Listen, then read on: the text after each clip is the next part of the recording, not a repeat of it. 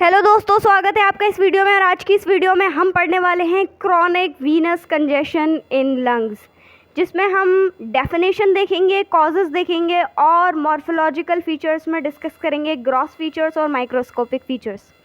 तो बात कर लेते हैं सबसे पहले डेफिनेशन की। जैसे कि नाम से ही पता चल रहा है, कंजेशन वाया वीनस, यानी वीन्स में कोई प्रॉब्लम हो गई है लंग्स के अंदर, राइट। तो अब a condition where lung tissue become congested due to prolong passive backflow of blood into pulmonary veins commonly cause by left sided heart failure. यानी जब आपके लंग्स के अंदर कंजेशन हो जाता है, ब्लड फ्लो बहुत बढ़ जाता है। क्योंकि पल्मोनरी वीन्स में प्रॉब्लम आ जाती है और पल्मोनरी वीन्स जो कि ब्लड लेकर जा रही थी लेफ्ट साइडेड ऑफ हार्ट में, यानी एट्रियम से लेफ्ट वेंट्रिकल में जा रहा था, ऐसा नहीं हो पाता और ब्लड ब्लैक फ्लो करने लगता है पल्मोनरी वीन्स से, और पल्मोनरी वीन्स से बैक फ्लो करता हुआ अगेन वापस लंग्स के अंदर आ जाता है और जमा होने लगता है, जिसकी वजह से एक क्रॉनिक कंजेशन हमें देखने को मिलता है। इसके कॉजेज़ क्या हो सकते हैं? तो भाई सबसे पहला कॉज तो वही होगा कि लेफ्ट साइडेड हार्ट फेलियर। अगर लेफ्ट साइडेड हार्ट फेलियर है तो खुद ब खुद ब्लड बैक फ्लो करने लगेगा पल्मोनरी वीन्स, और वीन्स से होता हुआ वापस पल्मोनरी वीन्स से होता हुआ वापस लंग्स में चला जाएगा। अगर मिट्रल वॉल्व स्टेनोसिस हो जाए, यानी लेफ्ट साइडेड हार्ट में जो कि आपकी मिट्रल वॉल्व मौजूद हैं, यानी वो स्टेनोसिस यानी वो जम जाएं, यानी आपका ब्लड पल्मोनरी वीन में आ तो रहा है, हार्ट के एट्रियम तक पहुंच रहा है, लेकिन एट्रियम से बैक फ्लो मार रहा है, राइट। तीसरा है क्रॉनिक लंग डिजीजेज। मान ली हार्ट में भी कोई प्रॉब्लम नहीं है, हार्ट सही है, लेकिन आपके खुद के लंग में ही बड़ी क्रॉनिक प्रॉब्लम है जो कि इनडायरेक्ट कॉज कर सकती है। इसके अलावा हो सकता है आपका पल्मोनरी वीनस ऑब्स्ट्रक्शन, यानी ना आपके लंग्स में प्रॉब्लम है ना आपके हार्ट में प्रॉब्लम है, यहाँ पे मेन डेविल है आपका पल्मोनरी वीन, यानी उसी में ही ऑब्स्ट्रक्शन हो रखा है भाई। तो ब्लड कैसे पल्मोनरी वीन से हार्ट तक आएगा?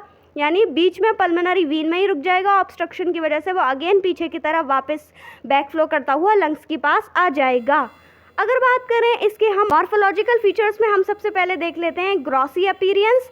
ग्रॉसी अपीयरेंस में लंग्स आपके हैवी और फर्म हो जाएंगे और ब्राउनिश दिखने को मिलेंगे, और इनके अंदर एयरेशन बहुत ज़्यादा कम होगी।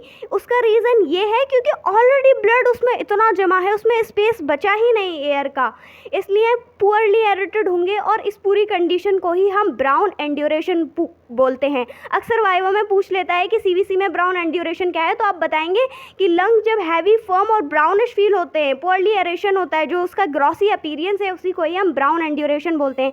लंग्स हमें ब्राउन कलर के एंड्यूरेटेड दिखाई देते हैं।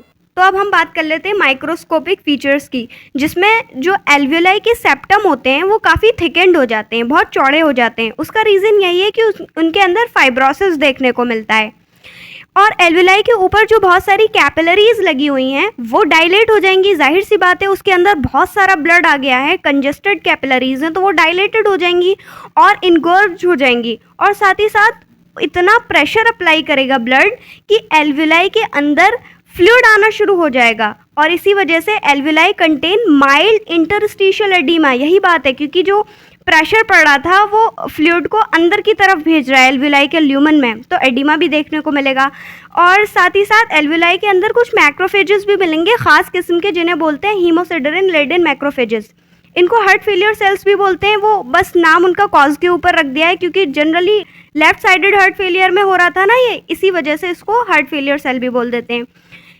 और दूसरी चीज़ ये कि क्योंकि एल्वियोलाई के अंदर इतना सब कुछ क्योंकि एल्वियोलाई के अंदर एडिमा भी देखने को मिल रहा है, मैक्रोफेजेस भी आ गए, इसीलिए तो उसके अंदर जो एक्सचेंज ऑफ गैसेस होना था उसका अमाउंट बहुत घट जाता है, क्योंकि एयर को स्पेस मिलेगा ही नहीं। इसीलिए जब हमने ग्रॉसी अपीयरेंस देखा था वो पुअरली एरेटेड थे, क्योंकि वहाँ एयर के लिए स्पेस ही नहीं बचा था।